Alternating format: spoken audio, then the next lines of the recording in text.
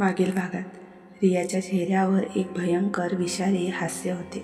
अथर्व, तुम्हाला सेटवरून हाकलून दिले ना? बघ आता मी काय करते. हा फोटो मी उद्याच तुझ्या बाबांना, सयाजीराव देशपांडे यांना पाठवणार आहे. जेव्हा त्यांना कळेल की त्यांचा सुपरस्टार मुलगा ह्या साध्या गरीब मुलीच्या प्रेमात पडला आहे, तेव्हा देशपांडे मेन्शनमध्ये काय भूकंप येतो ते बघच तू. रियाने फोन खिशात ठेवला आणि अंधारात गायब झाली. आता पुढे सकाळचे 9 वाजले होते. देशपांडे मेन्शनच्या विशाल स्टडी रूममध्ये सयाजीराव देशपांडे त्यांच्या लाकडी टेबलावर बसून बिझनेस पेपर्स तपासत होते. वातावरणात एक शांतता होती, पण ती शांतता वादळापूर्वीची शांतता ठरणार होती. तितक्यात त्यांच्या प्रायव्हेट लँडलाईनवर एक अज्ञात मेसेज आणि ईमेलची नोटिफिकेशन ट्यून वाजली.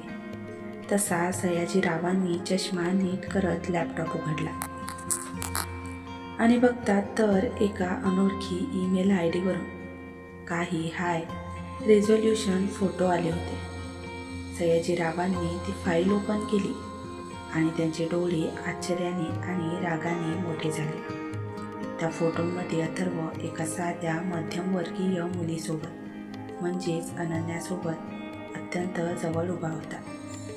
एका फोटोत तो तिला फार्म हाऊसच्या तलावाकाठी आपल्या मिठीत धरून होता, तर दुसऱ्या फोटोत तिच्या गालावर आणि ओठांवर किस करत होता.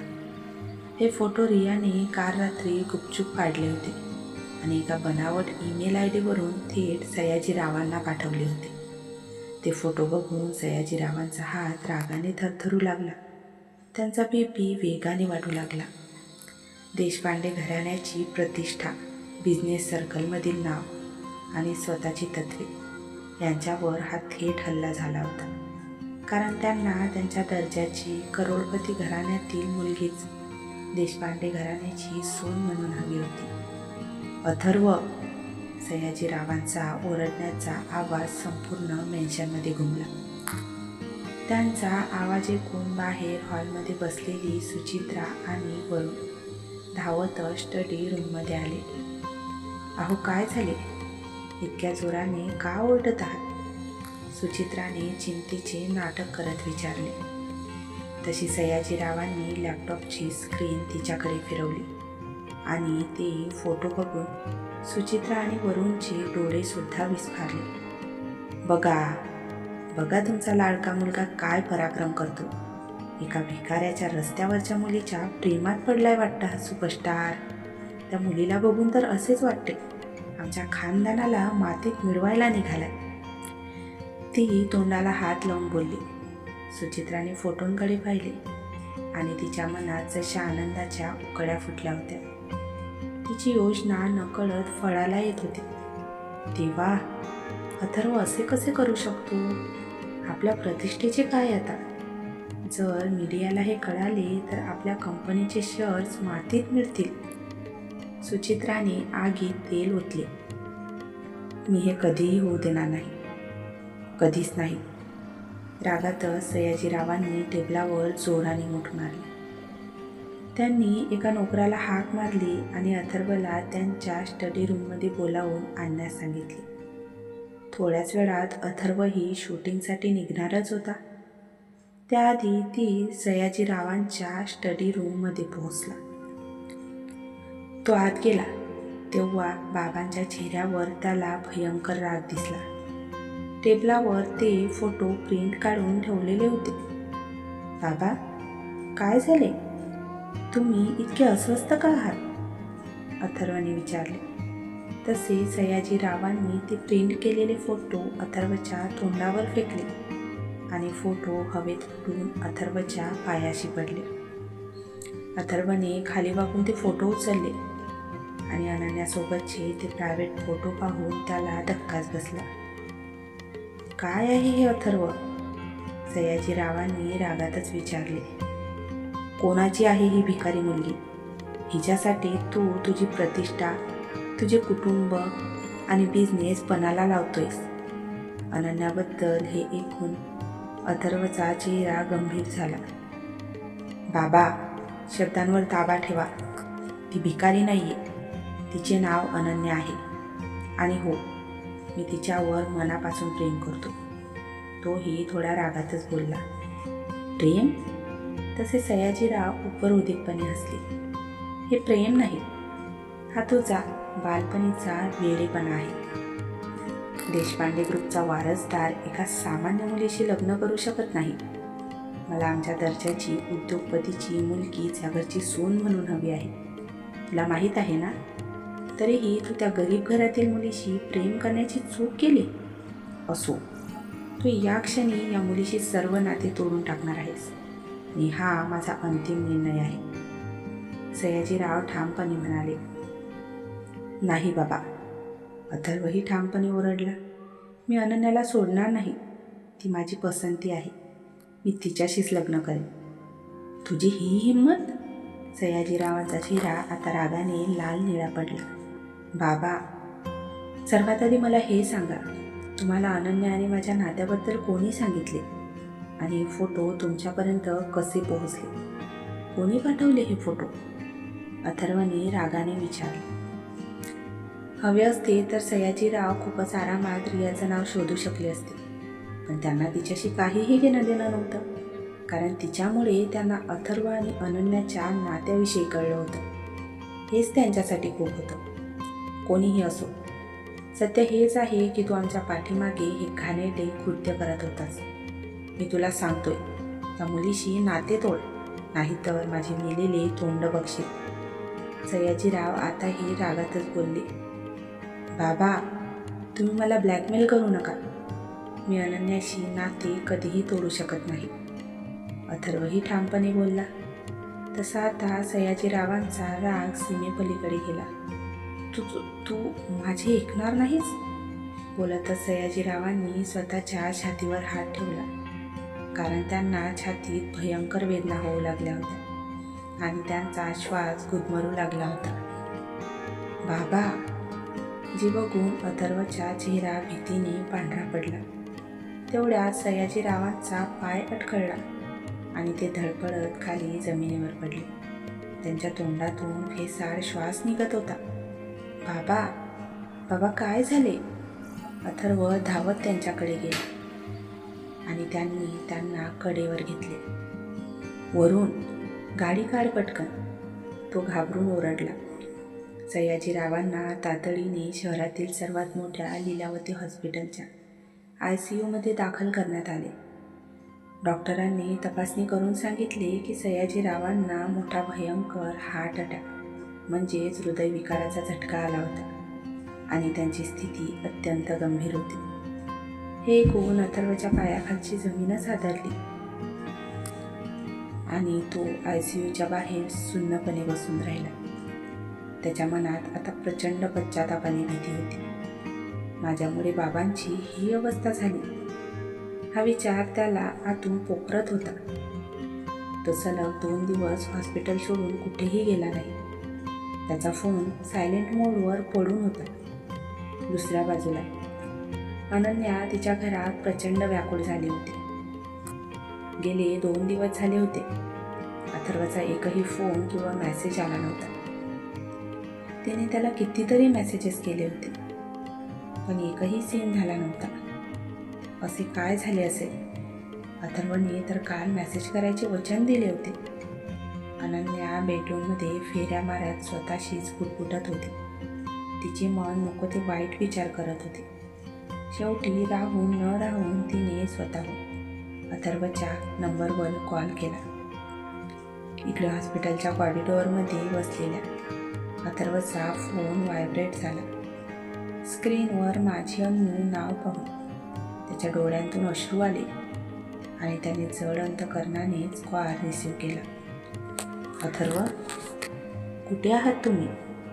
समोरून अनन्याचा काळजीयुक्त आणि कातर आवाज ऐकू आला. 2 दिवस झाले, तुमचा एकही फोन नाही. मी किती घाबरले होते, तुम्हाला कल्पना आहे का? तसा अथर्वने स्वतःच्या अश्रूंवर नियंत्रण मिळवण्याचा प्रयत्न केला. अन्नू, सॉरी, मी खूप मोठ्या अडचणीत अडकलो आहे. तो शक्य तेवढ्या नॉर्मल आवाजात म्हणाला. काय झाले अथर्व? सर्व काही ठीक आहे ना? तसे अनन्याने काळजीने विचारले. बाबांना अचानक हार्ट अटॅक आलाय अनु. ते ICUमध्ये आहेत आणि त्यांची तब्येत खूप नाजूक आहे. अथर्व थरथरत्या आवाजात बोलला. काय? आणि हे ऐकून अनन्या स्तब्ध झाली. हे कसे झाले? तुम्ही कसे आहात अथर्व? प्लीज सांभाळा स्वतःला, ती भाऊक होऊन म्हणाली. अथर्वने बाबांनी अनन्याबद्दल घेतलेल्या आक्षेपाबद्दल आणि त्यांच्या नात्याला दिलेल्या नकाराबद्दल तिला काहीही सांगितले नाही. त्याला या नाजूक प्रसंगी अनन्याला दुखवायचे नव्हते.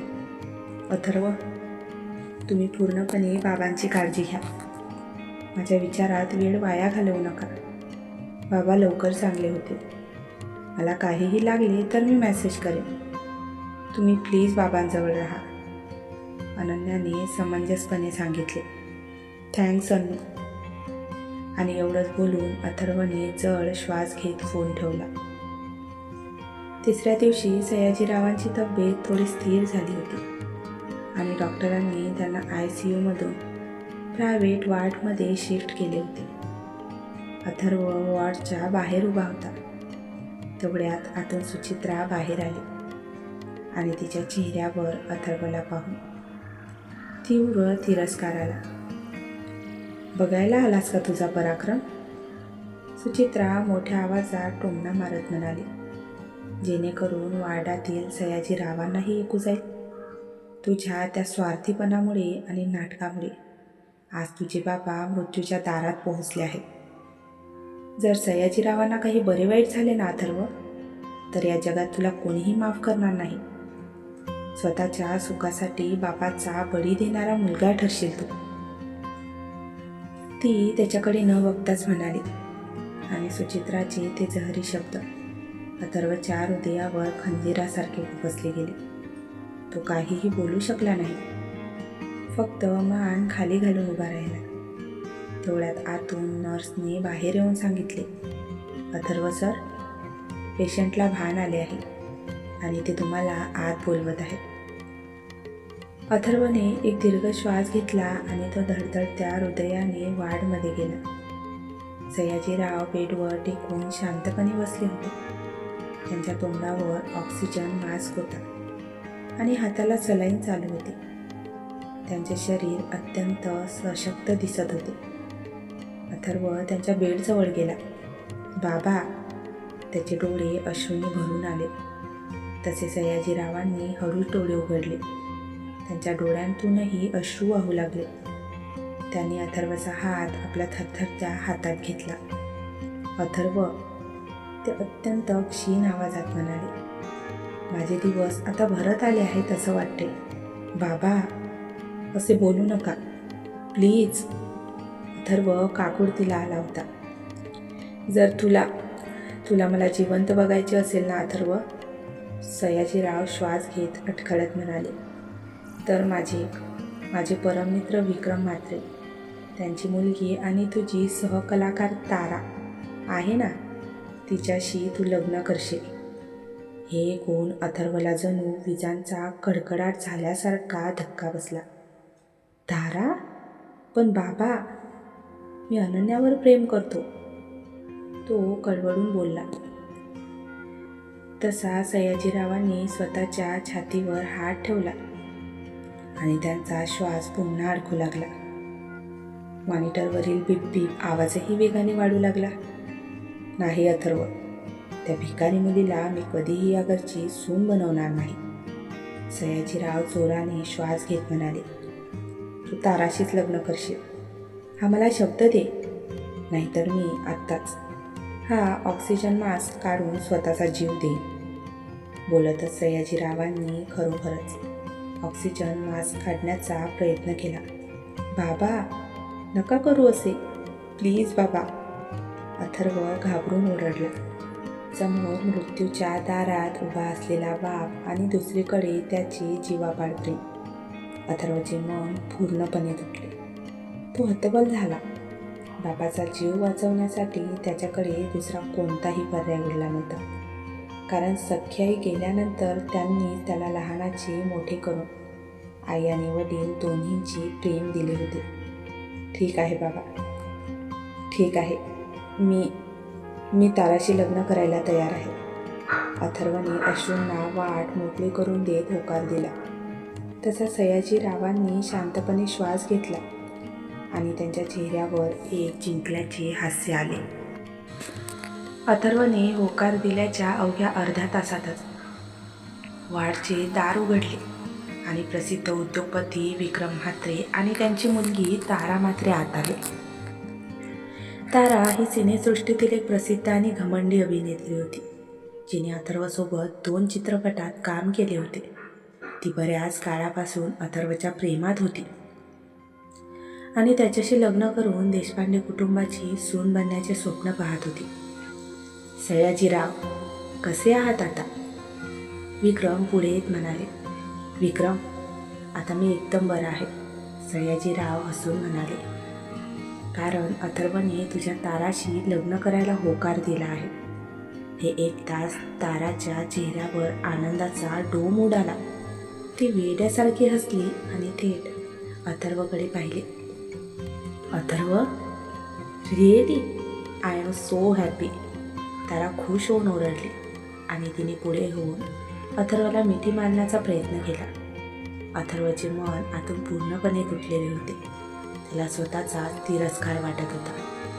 तो अनन्याचा चेहरा आठवून आतून मरत होता. त्याने ताराला मिठी मारू दिली नाही आणि तो एका झटक्यात वाडच्या बाहेर निघून गेला. अथर्व, थांब ना. तारा त्याच्या मागे वाड बाहेर धावली. हॉस्पिटलच्या एका शांत कॉरिडॉरमध्ये अथर्व खिडकीजवळ उभा राहून बाहेर पाहत होता. त्याचे डोळे लाल झाले होते. ताराही त्याच्या मागेच तिथे आली आणि तिने अथर्वचा हात घट्ट धरला. अथर्व, व्हॉट इज दिस? तू असा अचानक बाहेर का आलास? आपण दोघे लग्नाच्या बंधनात अटकणार आहोत. यू शुड बी हॅपी, ती हसून म्हणाली.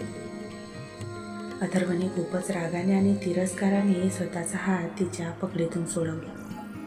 माझ्या शरीराला स्पर्श करायची हिंमत पुन्हा करू नकोस तारा. अथर्वचा आवाज भयंकर कडक आणि हिंस्त्र होता. तशी तारा थोडी दचकली, पण तिने लगेच स्वतःचा घमंडी आवानला. अथर्व, बी प्रॅक्टिकल.